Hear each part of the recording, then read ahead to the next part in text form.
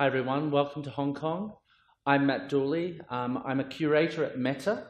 Metta is an entrepreneur space based in Hong Kong to help collaborate the whole ecosystem around smart cities, fintech, health tech, IoT, and it brings entrepreneurs, government, investors, incumbents all together so they can actually create ideas around what will be the future for Hong Kong and for Asia. When you look at fintech, it actually scans a whole host of different areas, from payments to insurance to deposits and lending and P2P models, capital raising, investment management, and what we know as market provisioning. There's a great piece of research that came out of Tufts University in 2014. And what it looked at the digital capabilities of a particular country, and it scanned over 100 countries. And in a 5-year period, it also looked at how fast these countries were actually adopting wireless technologies. And what you see is they categorize countries in terms of 4 quadrants. So whether you're a watch out, a breakout, a stall out, or what's a standout. And if you look at the top, they're the countries on that axis that are actually got great capabilities today. So these breakout countries have the capacity to actually leapfrog the countries in the middle. And when you look at the countries in the middle, it tends to be the developed markets, the United States, Western Europe. And so what you'll see is an emerging of a new economy, which is coming from emerging Asia and Africa, where they'll actually leapfrog these countries in the middle. Today, I'm going to talk a bit about why China, the blurring of industry, markets, and experiences, learning and embracing change if you're a bank, and also, at the end, we can do a Q&A. It's not about the technology. What China is all about is the changing of customer behavior. It's all about what this change is actually doing, and the technology is enabling this change, but it's leading to new business models. Last week was Chinese New Year here in Hong Kong and China, and there's a tradition to actually hand money as a part of the celebration of Chinese New Year, these little red packets. On the WeChat platform, Tencent created a digital red packet, or hongbao, as we know it in China. Now, the handing of these, they did 46 billion transactions in the first 6 days. And to put that in context, for the whole year of 2016, PayPal only did 6 billion payments.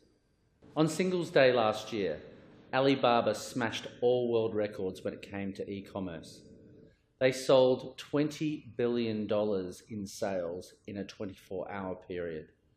To put that in context, when you look at Amazon for the last quarter of 2016 sold $44 billion.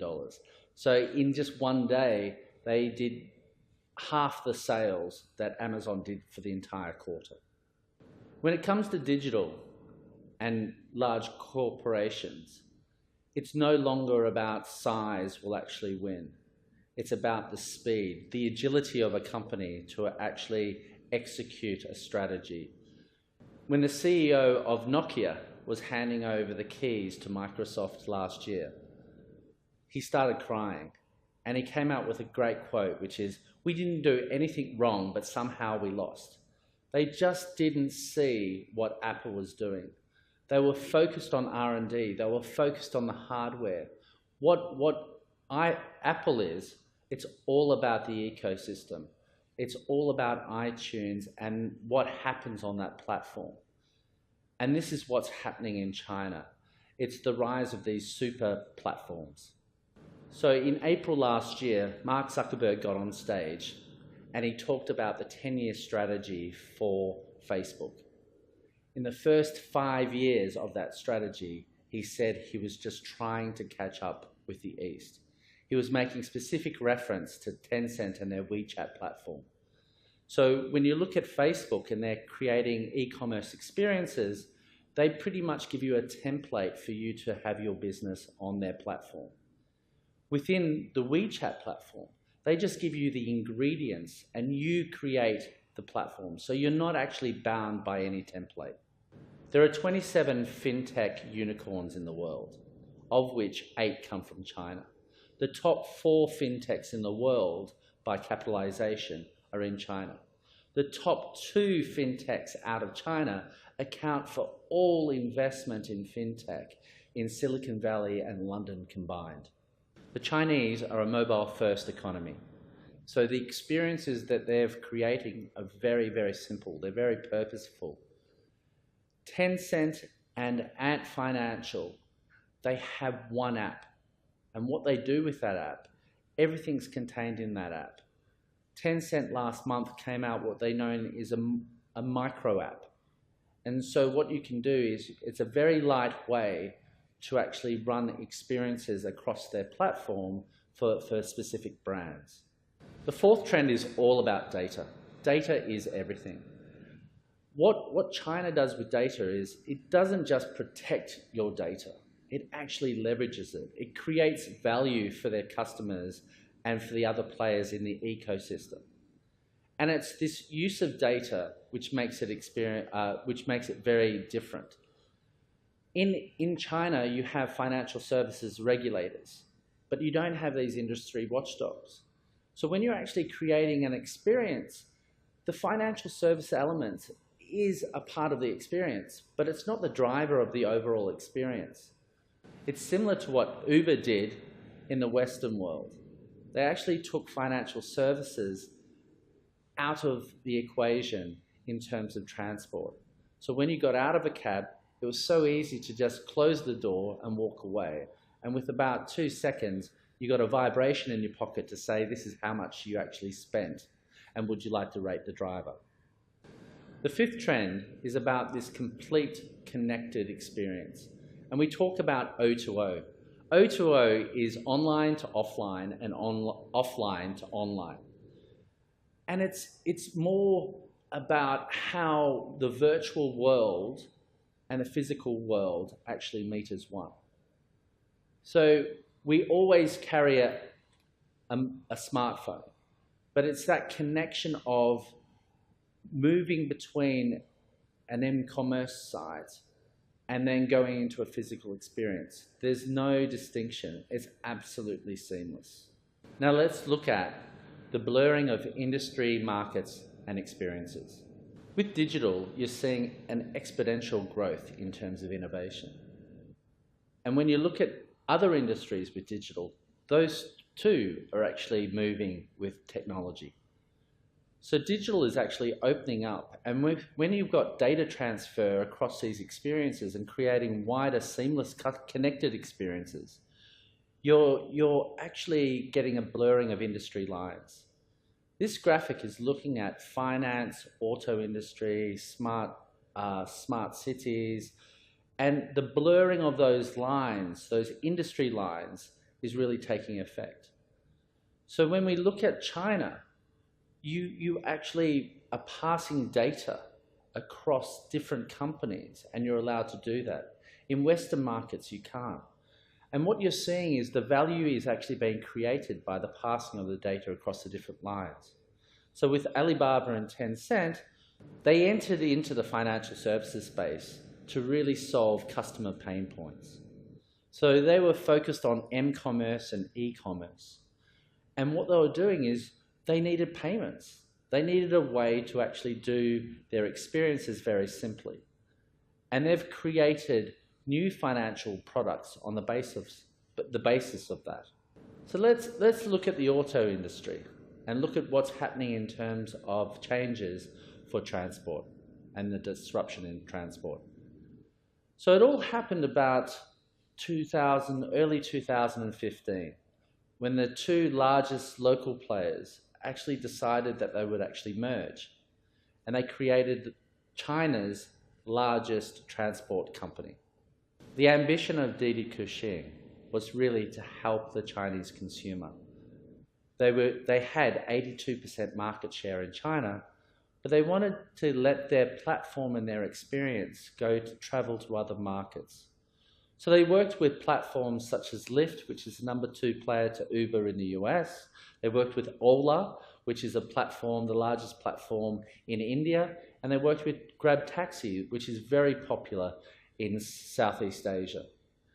And what you could now do is you could actually travel to these markets and you could use your Didi Kuxing app to actually grab transport in those countries.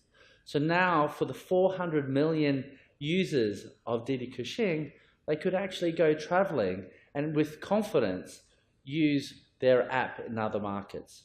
They didn't stop at just taxi apps. They moved actually into transport. This is a bus, the Didi bus, and it's fully connected.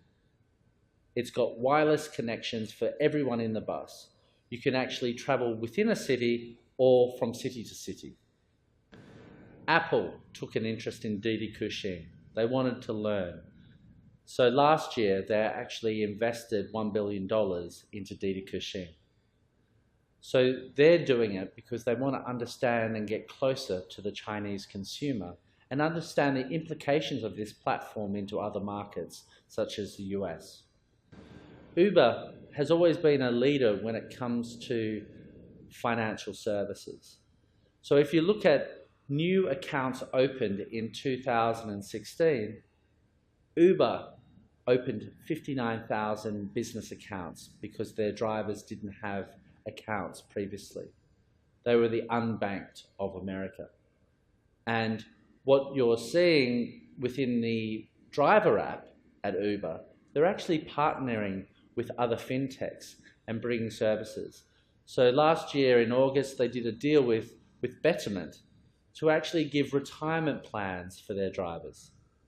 To embrace change, you have to start with the customer. You have to understand the customer's journey, understand what information they require, what questions they have, and when they have that. Understand how do they get from point A to point B. Pain points are a huge opportunity for organizations. These are the magic moments where you can actually help your customers interact better with your organization. So you need to help a customer along the way by providing them with the right tools, the right information. This is Garanti Bank in Turkey. They have created an app, but central to the app, it's not about the app. Yes, you can do some banking. Yes, you've got a virtual assistant. But what they have is they've actually joined all their customers into an ecosystem. So they have their business customers, their merchants, in the same platform in the same app. So now their merchants can actually attract their personal customers with particular offers live as a part of a wider system. You have to be the community, and there's no better explanation of this than American Express in the US. For the last 10 years, they've had the Open Forum. The Open Forum helps 9 million small businesses on a daily basis. So here you have 4 different initiatives. One is where you had Baidu, which is like the Google of China, dealing with some financial institutions and some fintechs to try and create new experiences. The other is a bank, DBS Bank, and they've got a specific space and they run accelerators and they run workshops with fintechs. BBVA is one organization in the world that actually gets this, and they've spent a lot of time opening up their organization to create a culture and to create programs that actually seek ideas no matter where it is in the world. BBVA adopts design thinking as an approach. And here you have one of the design thinking labs within their innovation center. What you're seeing with BBVA and a lot of the other banks is they're using a number of different fintechs, and they're trying to blend that into a wider customer experience. So what they're doing is they're unbundling financial services and then they're rebundling it into a very seamless and beautiful customer experience. You have to manage an innovation portfolio. So you have to have a variety across 3 horizons. The first horizon is really looking at fintechs that can actually optimize your today's business. The next area is the adjacent area, which is looking at how you can use fintechs and technology to extend your existing business. The last horizon is really looking at the transformational area. So this is looking at how can you make breakthroughs, how can you be absolutely different and create new business models that don't exist today. So seizing the fintech opportunity, you have to think new. You have to think outside the box. You have to be the Apple, where Apple, it was 2008 when Apple was looking at their physical iPhone, but they knew that their business strategy wasn't in the hardware. They knew it was in the ecosystem with iTunes.